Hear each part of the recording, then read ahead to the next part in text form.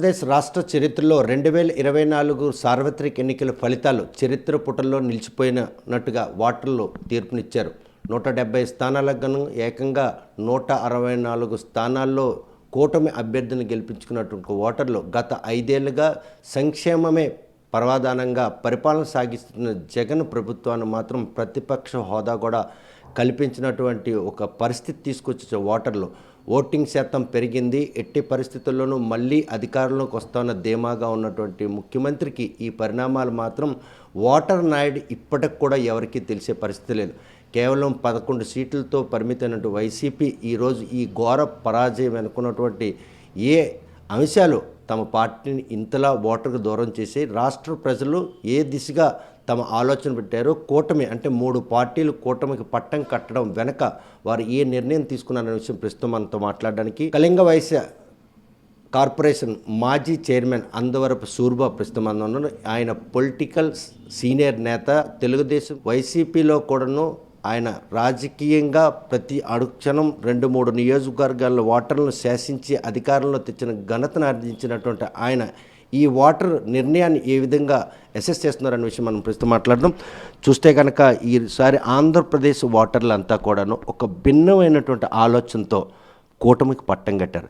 ఏ విధంగా తీసుకొచ్చి ఓటర్లు 5 ఏళ్ళు కావస్తోంది. 5 ఏళ్ళు సంక్షేమానికి పెద్దపీట వేస్తూ ఈరోజు అలా పరిపాలన సాగించినటువంటి జగన్మోహన్ రెడ్డి ముఖ్యమంత్రిగా మళ్ళీ ఎన్నుకోపోవడానికి ఏ పరిణామాల్లో ఈరోజు మీ పార్టీకి శాపంగా? అందరికీ నమస్కారం. మొట్టమొదటిగా ఈరోజు కేంద్ర కేబినెట్లో శ్రీకాకుళం పార్లమెంట్ సభ్యులు ఈరోజు కింజరాపు రామ్మోహన్ నాయుడు గారు యంగెస్ట్ కేబినెట్ మంత్రిగా ఒక రికార్డు సృష్టించి ఈరోజు కేంద్ర కేబినెట్లో ప్రమాణ స్వీకారం చేయడం శ్రీకాకుళం వాసిగా నేను ఆనందపడుతున్నాను. బాబుకి శుభాకాంక్షలు. మా కళ్ళ ముందే పెరిగి ఈరోజు ఈ స్థాయికి రావడం అనేది వ్యక్తిగతంగా చాలా ఆనందంగా ఉంది. మంచి పేరు తెచ్చుకొని తండ్రికి తగ్గ తనయుడిగా నిరూపించుకోవాలని, ఈ జిల్లాలో అభివృద్ధి మీద దృష్టి పెట్టాలని ఆ బాబుకి సూచిస్తూ శుభాకాంక్షలు తెలియజేస్తున్నాను. Thank you. ప్రస్తుతం ఈ ఓటమిని ఏ విధంగా మీరు అసెస్ చేస్తున్నారు? ఒకవైపు చూస్తే ఒక టీంను కూడా పెట్టుకున్న ఐపాక్, అది కూడా ఎప్పటికప్పుడు కూడాను మళ్ళీ అధికారంలోకి వస్తుందన్నటువంటి ఒక సంకేతాలను ఇస్తున్న నేపథ్యమే ఈరోజు ఓటర్ నాడు మీకు చిక్కలేదు. ఐపాక్ ఆర్గనైజేషన్ మరి జగన్మోహన్ రెడ్డి గారు పూర్తిగా విశ్వసించారు, కానీ వాళ్ళు ఉద్యోగస్తుల్లాగే బిహేవ్ చేశారు తప్ప ఒక రాజకీయ పార్టీకి గౌరవం తెచ్చే పరిస్థితుల్లో చేయలేదు. వాళ్ళు అనేక సందర్భాల్లో అనేక మిస్టేక్స్ని నేను అబ్జర్వ్ చేశాను. నేను చాలా సందర్భాల్లో ఐపాక్ మంది నష్టాలు కూడా సీనియర్స్ లీడర్స్ దృష్టిలో పెట్టాను. పూర్తిగా నష్టం కలిగించింది. ముఖ్యంగా పార్లమెంటు అభ్యర్థుల సెలక్షన్లో వారి తాలూకు ఇంటర్ఫీరెన్స్ని నేను చాలా బాధపడుతున్నాను. వాళ్ళ ఆలోచన విధానాన్ని మరి అయిపోయింది. మరి ఏం చేస్తాం? ఎవరు తప్పైనా జగన్మోహన్ రెడ్డి గారు ఏం చెప్పారంటే ప్రజా తీర్పును గౌరవించాలి, భగవంతుడు ఉన్నాడు, ఏం జరిగినా మనం తప్పులకి సాక్ష్యాలు లేవు, భగవంతుడు ఉన్నాడు. అంటే గెలుపు ఓటములు సహజమే, కానీ ఓటమిలో కూడా ఈరోజు ఘోర ఓటమి. ఒక సీనియర్ కానీ ఒక జూనియర్ అన్నటువంటి భేదం లేకుండా వేల ఓట్లు మార్జిన్తో ఈరోజు రాష్ట్ర రెవెన్యూ శాఖ మంత్రి ఈ శ్రీకాకుళం జిల్లాలో మునుపెన్నలో ఈ జిల్లాలో లేనటువంటి ఒక విముఖత అన్నదండి. 50,000 సుమారు ఓట్లతో ఒక పంచాయతీ సర్పంచ్ అభ్యర్థిపై ఓడిపోవడం అంటే ఏ విధంగా తీసుకొచ్చు? ఓటర్లు ఎందుకు అంతలా వైసీపీ నాయకులనే లేకపోతే వ్యక్తిగతంగా ఆ సీనియర్లని పక్కన పెట్టాలి? నేను రాజకీయాల్ని కేంద్ర రాజకీయాలు స్టడీ చేస్తున్నప్పుడు ఇందిరాగాంధీ ఓడిపోయింది ఆ రోజు ప్రధానమంత్రిగా. అటల్ బిహారీ వాజ్పేయి గారు గొప్ప నాయకుడు, ఆయన ఓడిపోయాడు. రాజకీయాల్లో మార్పు తెచ్చి ఎన్టీ రామారావు గారు ఓడిపోయారు. అంటే పోలి కోసం కాదు, రాజకీయాల్లో గెలుపోవటములు అనేవి సర్వసాధారణం.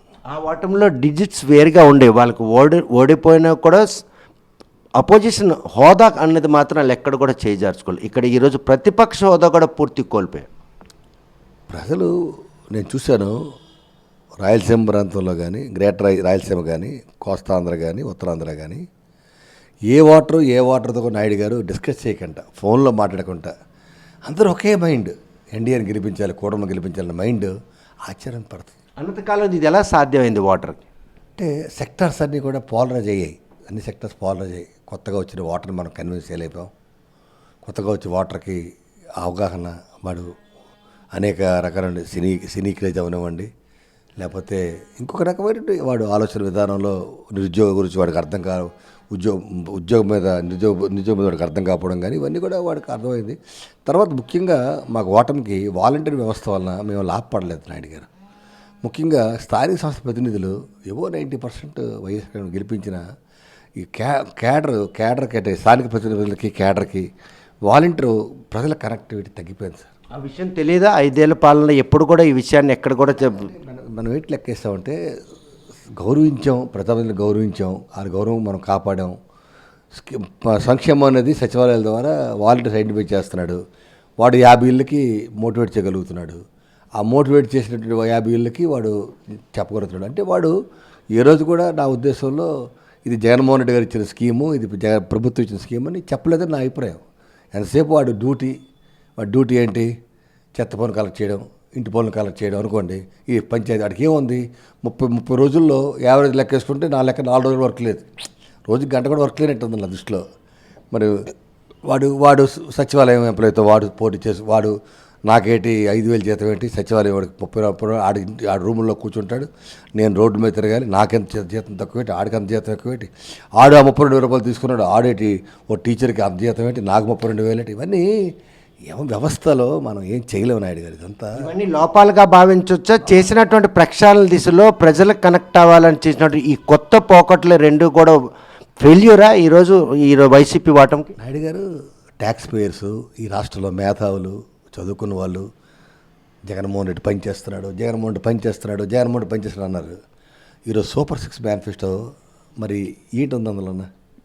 ఏంటి జగన్మోహన్ రెడ్డి గారి మేనిఫెస్టో? ప్రజలు 19లో నమ్మారు, ఇప్పుడు నమ్మలేదు. ఇప్పుడు 14లో చంద్రబాబు నాయుడు మేనిఫెస్టో నమ్మారు, ఓట్లేసారు. ఏం జరిగింది? ఇప్పుడు మేనిఫెస్టో ఏంటి? 1,500 రూపాయలు ఎవ్రీ మంత్ లేడీకి 18 దాటిన లేడీకి 1,500, 3 గ్యాస్ సిలిండర్లు, ఎన్ని అమ్మఒడులు ఉంటాయి అన్ని అమ్మఒడులు, మరి అనేక అవన్నీ, ఉచిత బస్సు ఫ్రీ, తర్వాత 20 లక్షల ఉద్యోగాలు, నిరుద్యోగ భృతి, వికలాంగులకు 6,000 రూపాయలు, ఇవన్నీ మరి ఆయన సూపర్ 6 ప్రజలు విశ్వసించారు. మరి అప్పుడు ఈ మేధావులు, అప్పుడు ఈ ట్యాక్స్ ఫేర్స్ అది పంచినప్పుడు వాళ్ళు ఏమంటారు, వాళ్ళ అభిప్రాయం చూడాలి కదా. డెమోక్రసీ చూస్తే రైతుల విషయంలో కూడా ల్యాండ్ టైటిలింగ్ విషయాన్ని ఇది కేంద్ర ప్రభుత్వం పరిధిలో ఉన్నప్పుడు కూడాను రాష్ట్ర ప్రభుత్వం జగన్మోహన్ రెడ్డి దాన్ని అమలు చేసే తీరును కూడాను కూటమి ప్రజలకి రైతులకి ఎక్కించడం సఫలమైందా? అక్కడ చంద్రబాబు నాయుడు గారు, ప్రశాంత్ కిషోర్ గారు సక్సెస్ అయ్యారు సార్. కొన్ని పత్రికలు కూడా అందులో సక్సెస్ అయ్యాయి. అటు ఎన్డీఏకి అనుకూలమైన పత్రికలు కూడా సక్సెస్ అయ్యాయి. దాన్ని ప్రజల్లోకి నీతి ఆయోగ్ అది రికమెండ్ చేసిందని కానీ, అది కేంద్ర ప్రభుత్వం యాక్ట్ కానీ అంది. అది మేము క్లియర్గా చెప్పారు జగన్మోహన్ రెడ్డి గారు. అది మనం పరిశీలిస్తున్నాం, అన్ని రకాలుగా సాటిస్ఫై కానీ అదేంటంటే మేమేదో చేసినట్టు, ఆ యాక్ట్ మేము తెచ్చినట్టు, రాష్ట్ర జగన్మోహన్ రెడ్డి యాక్ట్ తెచ్చినట్టు అనేక రకాల దురదృష్టం ఏంటంటే ఈరోజు అంటున్నారు ఆ పుస్తకాల మీదట జగన్మోహన్ రెడ్డి ఫోటో ఉండడం కూడా తప్పు అని ఇప్పుడు ప్రజలు అంటుంటే ఏం చేస్తాను అడిగారు. అది మనం ఏం చేయలేం, ప్రజా తీర్పుని గౌరవించడమే. అంతలా ఈరోజు ఓటర్ల ద్వారా విముఖత చెందబడినటువంటి వైసీపీ మళ్ళీ పుంజుకునే రోజులు వస్తాయా? ప్రజాక్షేత్రంలో ఈరోజు 2029కి సంసిద్ధంగా ఉన్నటువంటి ప్రణాళికలు రూపొందించుకునేందుకు అటువంటివి ఏమైనా రచనలు రచిస్తుంది? నాయుడు గారు, ఇందిరాగాంధీ మరణాంతరం రాజీవ్ గాంధీ ప్రధానమంత్రి అయినప్పుడు భారతీయ జనతా పార్టీకి నాకు బాగా గుర్తు 2 సీట్లు వచ్చాయి. వరంగల్లో 1 సీటు గెలిచారు, గుజరాత్లో డాక్టర్ పటేల్ గెలిచారు. అంటే 2 సీట్లున్న బీజేపీ ఈరోజు వాజ్పేయి గారి టైంలో అధికారం వచ్చింది, మోడీ గారి టైంలో 3 సార్లు అధికారం చేసింది. ఇప్పుడు నెంబర్ ఫ్యాక్టర్ కాదు. గతంలో 3 ఎంపీలు వచ్చాయి టీడీపీకి, ఈరోజు మాకు 4 వచ్చాయి. మాకు ఎన్ని ఓట్లు 1,32,00,000 ఓట్లు వచ్చాయి. 40% ఓటు షేర్తో ఉన్నాం. పోస్టల్ బ్యాలెట్ 28% ఓటర్స్ షేర్తో ఉన్నాం. మరి 1,32,00,000 ఓట్లు వచ్చాయి, 40% నియర్లీ.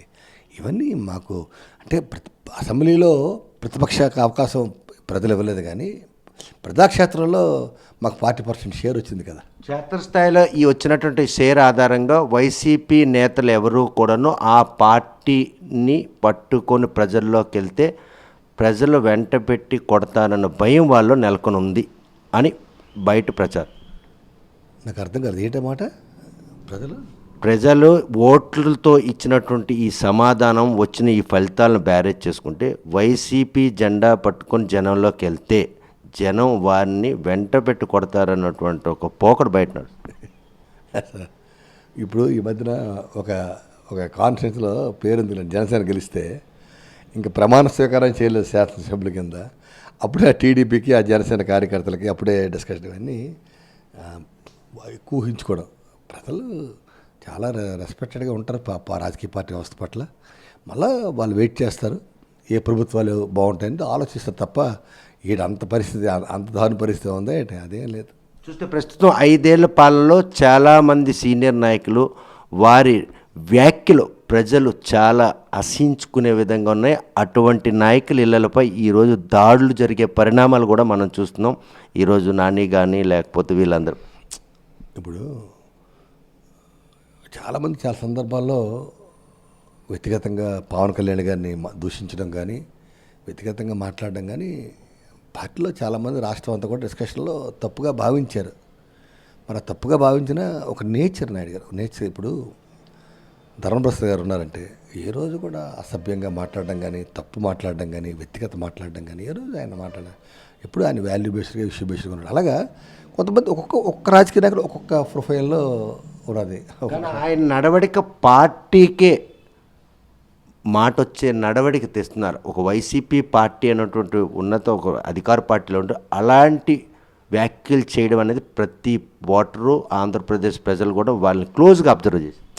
ఇప్పుడు గతంలో ముఖ్యమంత్రులు చేసినప్పుడు రాజశేఖర రెడ్డి గారిని ఎన్టీ రామారావు కానీ అంతవరకు ఆ టైం వరకు ఎవరైనా ఒక నాయకుడు తప్పు చేస్తే ప్రజల్లో రాంగ్ సిగ్నల్ వెళ్తే పిలిపించుకొని ఇలా మాట్లాడకూడదని దెబ్బలాడేవారు. చంద్రబాబు నాయుడు ముఖ్యమంత్రి అయిన తర్వాత ఆ పరిస్థితి పోయింది. జగన్ గారి పరిస్థితి కూడా ఆయన టైంలో ఉంటుంది. తప్పు చేస్తే పరిస్థితి తప్పు చేసినోడికి రాజకీయ వ్యవస్థలో తప్పు చేసినోడికి శిక్ష లేదు, మంచి పని చేసినోడికి పొగడత లేదు, అవార్డు లేదు. అంటే ఇది ఆ పార్టీ అధినేతల తాలూగా చేతకాంతనమైన ఈరోజు ఈ పరిణామం కాదు. ఒక రకమైన ఇప్పుడు ఒక వ్యవస్థ ఇంతమంది 5 కోట్ల చిల్లర జనాభా, 175 అసెంబ్లీ సీట్లు, 25 పార్లమెంట్ సీట్లు, అడ్మినిస్ట్రేషను, రాష్ట్రానికి రాజధాని లేదు, అమౌంట్ బడ్జెట్లు, ఈ సంక్షేమ పథకాలు ఇవన్నీ టెన్షన్లో లీడర్ ఉంటాడు. ఉండేటప్పుడు ఆ లీడర్కి ఇవన్నీ కూడా చేరకపోవచ్చు. ఆ వ్యవస్థ కింద ఉన్న వ్యవస్థ చేరకపోవచ్చు. మనం చాలామంది ఇప్పుడు జక్కంపూడి రాజా వాళ్ళ ఫాదర్ జక్కంపూడి రామ్మోహన్ రావు గారు చాలా సీనియర్ లీడర్, రాజశేఖర రెడ్డి గారికి మంచి అనుచరుడు. Raja youth Congress YSR youth Congress president కూడా చేశాడు. నాకు మంచి మిత్రుడు రాజా. రాజా మొన్న రాజానగర్లో ఓడిపోయిన తర్వాత తన ఆవేదన వ్యక్తం చేశాడు. ఓపెన్గా తన ఆవేదన వ్యక్తం చేశాడు. ఆ ఆవేదనలో రాష్ట్రం అంతా కూడా ఆయన మాటలకి కొద్దిగా ఎందుకో యాక్సెప్టెన్స్ వచ్చింది. అంటే లీడర్ని కలిసే పరిస్థితి కూడా లేకుండా చేయడం అనేది బాధాకరంగా ఉంటుంది. లీడర్కి అనేక రకాల పార్టీ నడిపించాలా. ఎంతున్న సైనికులను ఈరోజు చేజార్చుకునే పరిస్థితిగా పక్కనున్నటువంటి పాలనా దక్షతలు లేరు. క్షేత్రస్థాయిలో సర్పంచులు, ఎంపీటీసీ, జడ్పీటీసీ ఎవరు కూడా వారికంటూ ప్రజలతో ఎన్నుకోబడ్డటువంటి ప్రతినిధులు అన్నట్టు గుర్తింపు లేకుండా పోయి. ఏడు గుర్తింపు నాయుడు గారు జనసేనలో మీకు 2 ఎంపీలు గెలిచారు. ఇప్పుడు ఒక ఎంపీ టీ టైమ్ ఓనర్ గారు గెలిచారు. వాళ్ళు పవన్ కళ్యాణ్ గారికి ఒక ఫ్యామిలీ మెంబరు. బాలసౌరి ఎవరండి? ఇప్పుడు టీడీపీ గెలిచిన ఎంపీలు ఎవరండి? జనసేనలో గెలిచిన ఎమ్మెల్యే, టీడీపీ గెలిచిన ఎమ్మెల్యేలు ఎవరండి? ఇవన్నీ ప్రజలు ఏం చూడలేదు నాయుడు గారు. ప్రజలు చూడలేదు. కొత్తదనం కోరుకున్నారు, మార్పు కావాలనుకున్నారు. కొత్తదనం కాదు, ఒక ట్రాన్స్లోకి మనం అంతే. కొత్తదనమా పాతదనమా కాదు అంతే. అందువరకు సూరిబాబు ప్రాతినిధ్యం వహించినటువంటి హెచ్చర్ల కాన్స్టిట్యున్సీలో మొదటిసారి బీజేపీ పోటీ చేసింది. ఆ గుర్తు ఎవరికి తెలియదు. అలాంటి నియోజకవర్గం కూడా ఈరోజు బీజేపీ అభ్యర్థి గెలుచుకున్నారు. పాలకొండలో జనసేన అన్న విషయం కూడా తెలియదు. ఉమ్మడి శ్రీకాకుళంలో 10 నియోజకవర్గాల్లో ఇలా స్వీప్ అయిపోతుందో మీరు ఏమైనా ఏ క్వశ్చన్ అసెస్ చేశారు? ఎప్పుడూ ఊహించలేదు, ఎవరూ ఊహించలేదు సార్. వాటర్ చాలా ఇంటెలిజెంట్గా బిహేవ్ చేశాడు సార్. చాలా ఇంటెలిజెంట్గా బిహేవ్ చేశాడు. వాటర్కి అంత తెలివితేటలు ఉన్నందుకు నాకు నిజంగా గర్వంగా ఉంది. అంత లోతుగా వాటర్ ఉన్నట్టే నేనైతే ఎక్స్పెక్ట్ చేయలేదు సార్. తప్పు నేను ఎక్స్పెక్ట్ చేయలేదు. ఓడిపోవచ్చు కానీ ఇంత మార్జిన్ ఏంటండి. ఆయన పల్లా శ్రీనివాసరావు 90 దాటితే, గంటా శ్రీనివాసరావు 90 దాటితే, మంగళగిరి 90 దాటితే, శ్రీకాకుళం 50 దాటితే, కలిసి అప్పలాడు ప్రధానమంత్రి వారణాసిలో ప్రధానమంత్రి గారికి నేనంటే కంపేర్ చేయట్లేదు కానీ 1,52,000 మెజారిటీ అంటే ఇక్కడ ఎంపీలకి 2 లక్షలు 3 లక్షలు సార్, కానీ మరి ఏం చేయలేం. 2024లో ఓటర్ మాత్రం తన మెదడికి పదును పెట్టి ఈరోజు ఎవరైతే నాయకులను ఎన్నుకోవాలన్న నిర్ణయంలో ఎవరి మాట వినకుండా పక్కవారికి కూడా తాను ఎవరికి ఓటు వేసానన్న విషయాన్ని చెప్పకుండా గోప్యంగా ఇచ్చినటువంటి ఈ తీర్పు మాత్రం వైసీపీ పార్టీ శ్రేణులకు అంతు చిక్కలేదన్న విషయాన్ని సూరిబాబు స్పష్టం చేస్తున్నారు. ఇంతలా ప్రజా వ్యతిరేకత వస్తుందని ముందుగా ఊహించకపోయినప్పటికి కూడాను 5 ఏళ్ల సంక్షేమ పాలనలో కనీసం కృతజ్ఞత విధంగా ఓటు శాతం పెరిగింది, అధికారంలోకి వస్తామని తన ఆశలు అడియాశలు కావడంతో పాటు వాలంటీర్ వ్యవస్థ ఈరోజు అక్కడ స్థానిక ప్రజల చేత ఎన్నుకోబడిన సర్పంచ్లు, ఎంపీటీ, జడ్పీటీసీలు కూడా కనీసం గౌరవం లభించలేదని మదనపడుతున్నారు. మరోవైపు శ్రీకాకుళం జిల్లా ఖ్యాతిని నిమ్మాడ్ నుండి న్యూఢిల్లీ వరకు దేశవ్యాప్తంగా ఇనుమడింపు చేసినటువంటి మాజీ కేంద్ర మంత్రి దివంగత నేత కింజరాపు ఎర్రన్నాయుడు తనయుడు కింజరాపు రామ్మోహన్ నాయుడు కేంద్రం క్యాబినెట్లో ఈరోజు మంత్రి పదవిని అధిరోహించడంపై మాత్రం ఆయన మనస్ఫూర్తిగా ఆయనకి శుభాకాంక్షలు చెప్తున్నారు. ఈ జిల్లా అభివృద్ధి కోసం తనదైన శైలిలో మార్కు వేసుకుని తండ్రికి తగ్గ తనయుడిగా ఖ్యాతిని ఆర్జించాలని ఆయనకి ఆశీస్సులు తెలియజేస్తారు సూరిబాబు. వీడియో జర్నలిస్ట్ రామకృష్ణతో సత్యం, RTV శ్రీకాకుళం. మరిన్ని వీడియోస్ కోసం ఛానల్ ని సబ్స్క్రైబ్ చేయండి, లేటెస్ట్ అప్డేట్స్ కోసం వాట్సాప్ ఛానల్ ని ఫాలో చేయండి అండ్ లింక్ డిస్క్రిప్షన్ లో ఉంది.